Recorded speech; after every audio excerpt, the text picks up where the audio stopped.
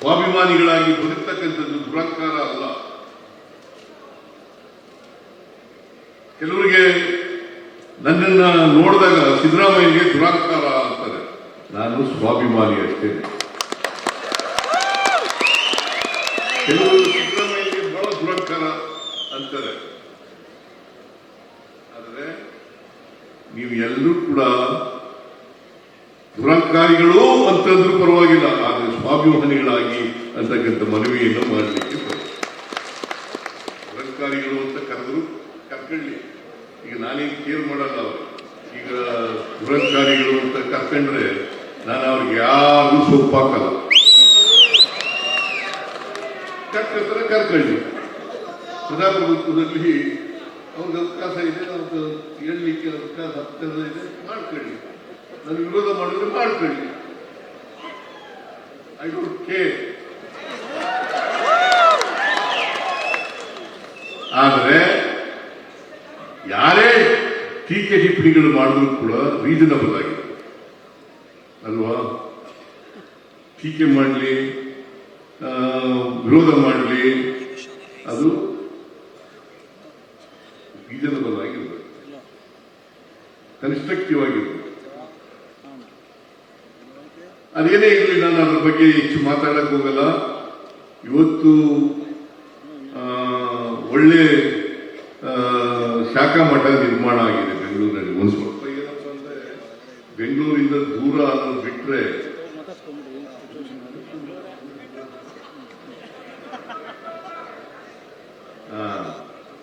ದೂರ, ಬಟ್ 1 ಎಕರೆ ಜಾಗ ಸಿಗ್ಬೇಕಲ್ಲ. 1 ಎಕರೆ ಜಾಗ ಸಿಕ್ಕಿದ್ದು ಬಹಳ ದೊಡ್ಡ ವಿಚಾರ ಇಲ್ಲಿ ಮಾಡಿದ್ದಾರೆ. ಇದನ್ನ ಎಲ್ಲರೂ ಕೂಡ, ಎಲ್ಲ ಜನಾಂಗದವರು ಕೂಡ ಉಪಯೋಗಿಸ್ಕೊಳ್ತಕ್ಕಂಥ ಕೆಲಸವನ್ನು ಮಾಡಿ ಇದರಿಂದ ನೀವು ಬೆಳಿಬೇಕು, ಬೇರೆಯವ್ರಿಗೂ ಬೆಳೆಸ್ಬೇಕು. ನೀವು ಬೆಳಿಬೇಕು, ಬೇರೆಯವ್ರಿಗೂ ಬೆಳೆಸಬೇಕು.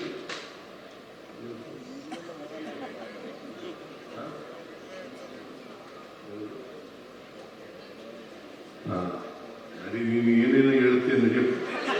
ಈ ರೇವಣ್ಣ ಇದ್ದಾನಲ್ಲ, ಈ ರೇವಣ್ಣ ಎಲ್ಲರೂ ನನಗೆ ಹೇಳಿ ಮಾಡ್ತಾನೆ ಇವನು.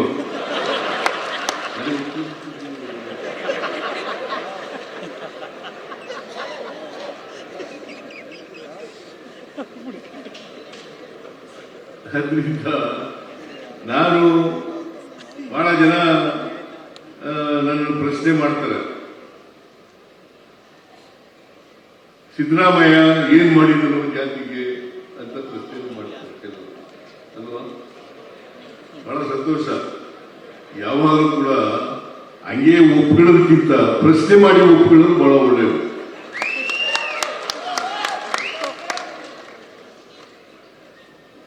ಈಗ ಮೈಸೂರಿನಲ್ಲಿ ಯಾನಹಳ್ಳಿ ಅಂತ ಇದೆ ಒಂದು ಊರು. ಅಲ್ಲಿ 12 ಎಕರೆ ಜಮೀನು ಕೊಡಿಸಿದೆ ಹಿಂದೆ. ಅಲ್ವಾ? ಬಿಲ್ಡಿಂಗ್ ಕಟ್ಟಕ್ಕೆ ಶುರು ಮಾಡಿತು. ಅದು ಹಂಗೆ ಯಾರು ಕಟ್ಟವ್ರು ಅರ್ಧಕ್ಕೆ ಬಿಟ್ಬಿಟ್ಟು ಕಟ್ಟಲಿಲ್ಲ. ಅದು ಪೂರ್ಣಗೊಳಿಸ್ತೀವಿ ಅಂತಕ್ಕಂಥ ಮಾತುಗಳನ್ನು ಹೇಳಲಿಕ್ಕೆ ಬಯಸ್ತಾ ಇದ್ದೀನಿ.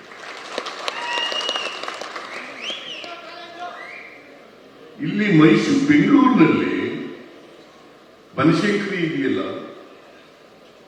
ಅಲ್ಲಿ ಒಂದು ಲಾ ಕಾಲೇಜ್ ಪ್ರಾರಂಭ ಆಗಿದೆ. ಮತ್ತೆ IAS, IPS, IRS, IFS ಮಾಡ್ತಕ್ಕಂಥವ್ರಿಗೆ ಕೋಚಿಂಗ್ ಕೊಡ್ತಕ್ಕಂಥ ಕೂಡ ಪ್ರಾರಂಭ ಆಗಿದೆ. ಅಲ್ಲಿ ಒಂದು ಬಿಲ್ಡಿಂಗ್ ಕೂಡ ಕಟ್ಟಿದ್ದೀವಿ. ಬೈಕಿ ಸುರೇಶ್ಗೆ ಅರ್ಧಂಬರ್ಧಾಗಿತ್ತು, ಪೂರ್ಣಗೊಳಿಸ್ತಕ್ಕಂಥ ಕೆಲಸ ಮಾಡಿದ್ದೀವಿ. ಆಮೇಲೆ ಕುರುಬರ ಸಂಘ, ಈ ಕುರುಬರ ಸಂಘ ಇದೆಯಲ್ಲ, ಇದು ಬಹಳ ಹಳೆಯ ಬಿಲ್ಡಿಂಗ್ ಆಗಿಬಿಟ್ಟಿತ್ತು.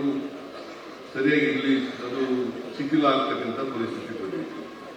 ಅದನ್ನ ಕುರುಬರ ಸಂಘದವರು,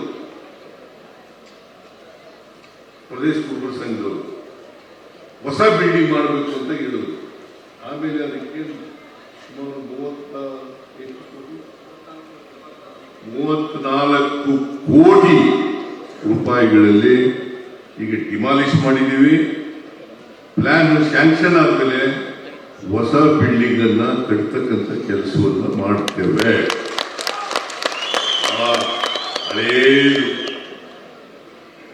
ಹಳೇ ಬಿಲ್ಡಿಂಗ್ ಗಾಂಧಿನಗರದಲ್ಲಿ. ಆಮೇಲೆ ಇದು ಪ್ರಾಪರ್ಟಿ ಇದೆಯಲ್ಲ, ಮಲ್ಯ ಆಸ್ಪತ್ರೆ ಪಕ್ಕದಲ್ಲಿರೋ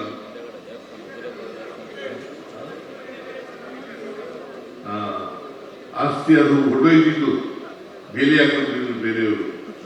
ಆಮೇಲೆ ಅದನ್ನು ಉಳಿಸ್ತಕ್ಕಂಥ ಕೆಲಸ ಮಾಡೋದು.